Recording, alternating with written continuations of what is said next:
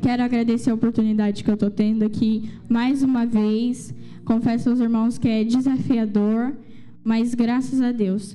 Ainda de pé, peço que abram a Bíblia de vocês em Gênesis 22, 11.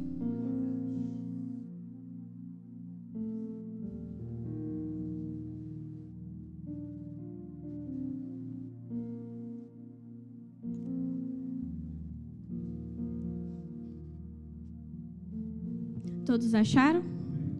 Diz assim: Mas o anjo do Senhor lhe bradou desde os céus e disse: Abraão, Abraão. E ele disse: Eis-me aqui. Pode se assentar. Eu estava meditando em casa e aqui no versículo 11 diz que Abraão respondeu: Eis-me aqui. Mas eu fui ver no hebraico e a palavra que Abraão disse foi hinene, que significa eis-me aqui ou aqui estou. Ele aparece em momentos muito importantes da Bíblia e ela foi pronunciada por diversos homens de Deus, mulheres de Deus, mas eu peguei 2 exemplos aqui que são os meus preferidos, que é Abraão e Moisés. E essa resposta, que é hinene ou eis-me aqui, é muito curta, mas ela carrega um peso enorme. Ela não significa uma presença física, mas ela significa disposição total, rendição e obediência, mesmo sem conhecer todos os detalhes que virá. E eu separei aqui 6 pontos que falou muito comigo, e em nome de Jesus vai falar com vocês também. O primeiro ponto é que hinene é a resposta de prontidão. Quando Deus chama Abraão, ele não explica de imediato o que será feito. Já pensou, pastor? Eu falo para a senhora, pega suas coisas, vamos se mudar. E aí você me responde, para onde, Ana? Eu falo, Deus sabe, Deus vai falar com a gente. É coisas de doido, não é? E Abraão fez isso. E Abraão, ele não negociou com Deus, ele não questionou Deus. Ele foi e se colocou à disposição. E a primeira lição que a gente aprende é que o chamado de Deus, ele exige fé antes de clareza. Muitas vezes a gente quer entender o como e o porquê antes de agir. Mas Deus espera que a obediência venha antes da explicação. E o segundo ponto é que hinene exige entrega total. Moisés, diante da sarça ardente, também respondeu hinene ou eis-me aqui. Ao dizer isso, ele se comprometeu a liderar um povo difícil e escravizado. E na minha ótica é algo humanamente impossível.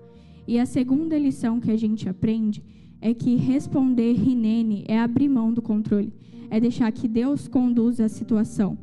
E é dizer, não sei o que vem, mas sei que o Senhor é fiel.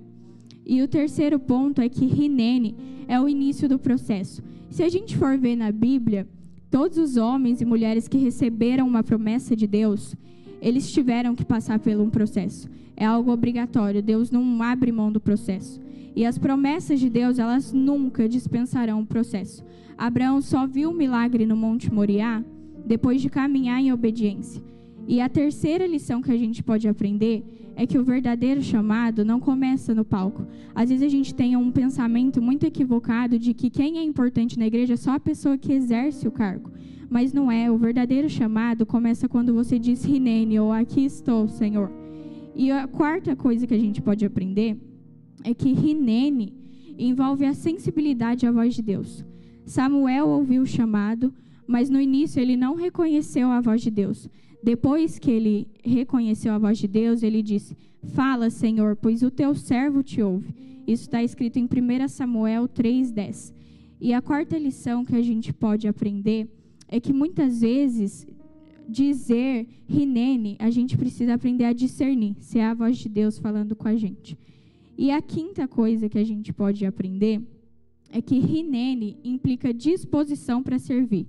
Isaías, ao ver a glória de Deus e ser purificado, ele declarou, eis-me aqui, envia-me a mim. Isso está escrito em Isaías 6:8.